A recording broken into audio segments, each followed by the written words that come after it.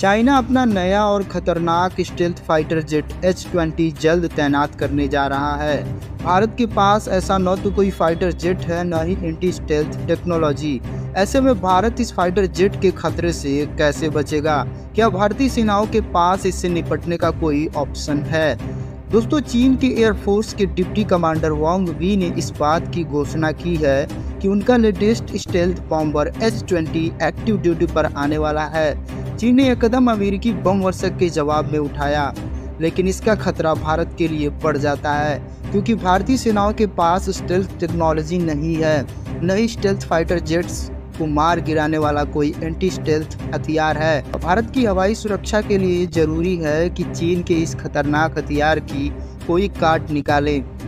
कम से कम ऐसे रडार जो इस विमान को ट्रैक कर सकें, फिर एक ऐसा surface to surface missile system जो चीन के इस बम वर्षक को मार गिरा सके, क्योंकि इसकी डिजाइन ऐसी है कि ये आसानी से रडारों की नज़र में नहीं आएगा।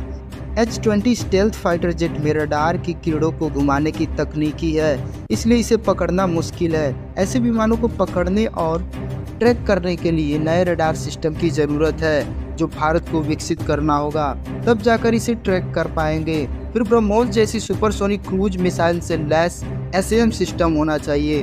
दोस्तों, चीन अगर इस फाइटर जेट्स को अपने आसमान से उड़ाता है तो वो आसानी से भारतीय इलाके में घुसकर सीमा, एयरबेस, नौसैनिक अड्डों, संचार सेंटर्स या सैन्य अड्डों को निशाना बना सकता है।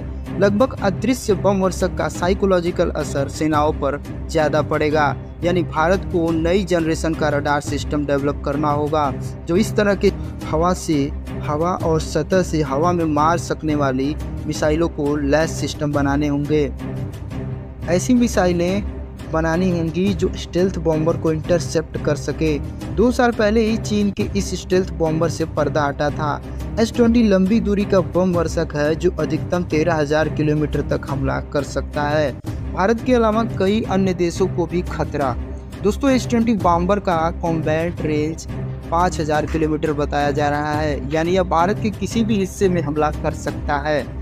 इस विमान से खतरा सिर्फ भारत को नहीं है, बल्कि अमेरिका का साथ देने वाले जापान, गुआम, फिलीपींस, कोरिया आदि पर आसानी और चुपके से हमला कर सकता है। तो दोस्तों, आपको जानकारी कैसी लगी? अगर जानकारी, चैनल को सब्सक्राइब जरूर करें और मिलते हैं अगले वीडियो में। तब तक के लिए जय हिंद।